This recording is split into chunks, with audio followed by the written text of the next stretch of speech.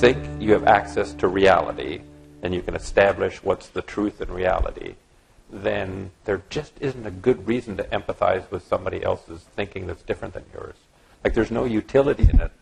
You know, they're wrong, and if I can just get them out of my way and trample over them or ignore them or whatever, that'll be the most efficient thing.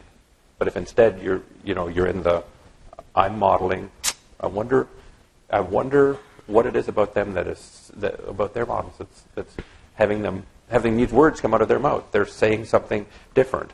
Man, am I curious, right? So I think that will lead you to directly to empathy, and if you don't have it, it's harder because, I mean, it's sort of path dependent. If you think you've got the truth, then everything else is just a problematic thing to get out of the way as fast as possible. As you say, when people don't agree with how we've seen something, we either say that they're stupid or they're evil. Mm-hmm.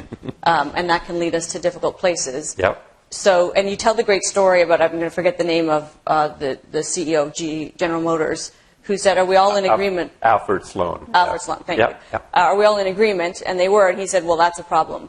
Yeah. Because that means we haven't actually fleshed this out. So, yes. He said, he ended the meeting and said, since we're all in agreement, I'm going to call this meeting to an end, and we will meet again only when we've had time to come up with some constructive disagreement.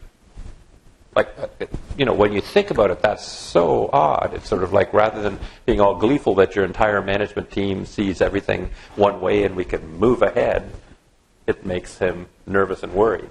And the same thing, A.G. Lafley said the same thing. Said, when we really get very quickly to an answer, I get all nervous, and when I go out and I have these people in the organization who are these kind of senseis, these people who are later on in their career, they've seen a whole lot, they have no kind of political stake in something or other, and I go around and talk to them until I get a different view. And we may end up deciding what we're going to decide on in the first place, but man, do I feel better if we've compared it to a really alternative view. So I think it's a characteristic of wise CEOs.